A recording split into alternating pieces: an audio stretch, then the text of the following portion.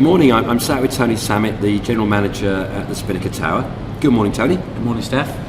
Tony, as we sit in this iconic landmark, what are the main challenges in running and maintaining this beautiful building? Okay, we see about 250,000 guests a year, and it's anything from the window cleaning at 100 metres high down to the general painting and the upkeep of downstairs. So it's all about kind of having the team maintain it, they see things, they're a really good team, and ensuring that everything kind of just runs smoothly through them. I know you're planning to connect more regularly with the local community, and that's kind of quite a strategic direction for you. How do you plan to actually reconnect or even connect with the local community? So we run a postcode offer in January that went out to the whole of the PO postcode, which is normally, we only have the Portsmouth postcode area. So that was a start of it, and now we're working with Pompey in the community. We've linked with those. We launched a couple of weeks ago in the Blackburn game, which was an interesting game, and it's building a relationship with everybody, all partners across the city, you know, other attractions and smaller businesses, and just seeing how we can kind of help the city. You know, we are the icon of Portsmouth, and you know, we want people to love us as much as we love the city. And I know every time you see now a sort of reference to Portsmouth, it's there, isn't it? It's there always, you know, and it is, you say. Absolutely, it's a beautiful building, you know. When we look at our competition, there isn't any, you know, when it comes to the beauty of it, and we placed it right in the right place, you know, looking over our beautiful harbour. Indeed. You've changed your marketing strategy over the last year or two. I remember when we first met, you actually didn't reveal the view, and then last year I think you had a change of heart to reveal the view, yeah, and sort of, you know, as a magnet to come in. What led to that decision, and where's the marketing strategy going next? I think it was the fact that there's no point in hiding something. It's an experience. We want people to kind of almost see what they can have, but then get that greater experience once they come up. What we're doing this year is we're taking the stories from out of the view, so whether it be something about the Southsea Castle or the forts to the dockyard, and we're trying to make our view come to life this year. That's kind of like our strap line. It's about creating life within the city and understanding what we've got as a city, you know, and really celebrating how beautiful our city is and the attractions within it and the history. And of course it's much more of a venue than just, you know, tourists. Forgive me, is it weddings, it's conferences, you do all sorts of things here, don't you? Absolutely, so we hold comedy nights, we have weddings, as you said.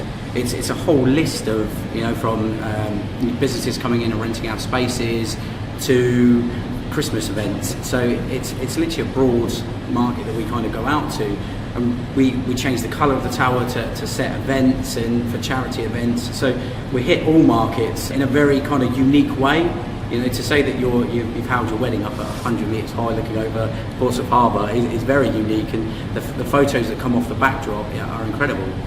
And again, you've done the abseiling, was it last year? Indeed, and we're doing it again this year. We are introducing a new product line to the tower, but I can't quite give you the full information on that yet, but look out for that, it's coming soon. Fantastic.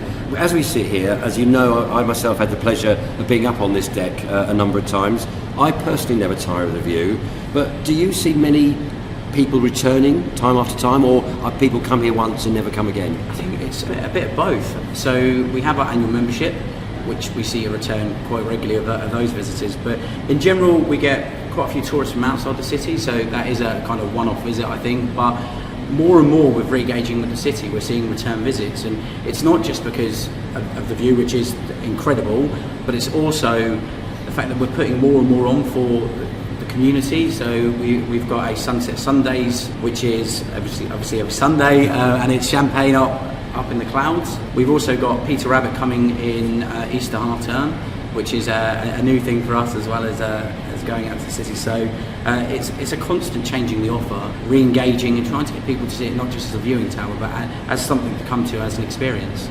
And forgive me, I should know this, but I don't. Are you open in the evenings at any part of the year for the general public?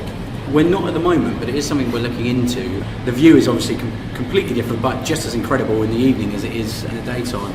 So with all the city lights, it just looks amazing. So it's something that we are looking into. We've not done it yet. It's not something that we've kind of programmed in, but we had a couple of nights of it over Halloween.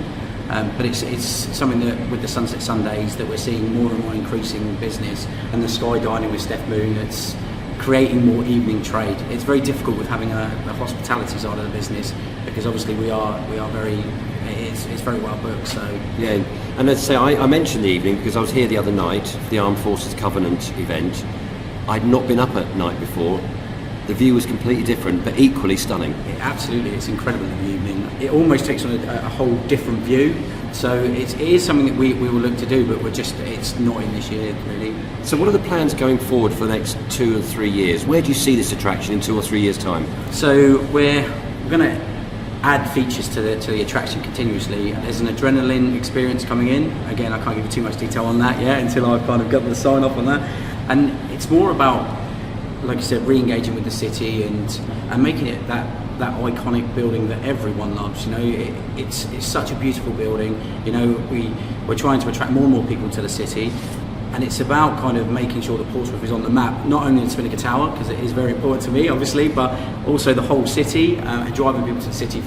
We've given them reason to do that, and the tower is obviously one of them. Yeah, and I guess people can see all of these details on the website, and you've got all of your facilities listed there, and if people want to know how to book a wedding or hold a meeting, it's all on there, I guess, yeah? Absolutely. By all means, get in contact with us. We've got a really engaging team, they're fantastic, and they will answer any of your questions. And again, interesting to me, when we spoke last time, I think you've got about 40 odd staff as well here? 72. 72? 72 employees, and they're an amazing team. I couldn't ask for any better, to be honest with you. They are the heart of the business. They're the reason why we do as well as we do, and they're the reason why I come to work and enjoy my job. So we're very, very lucky. Great place to leave it. Tony, thank you very much indeed. Thank you.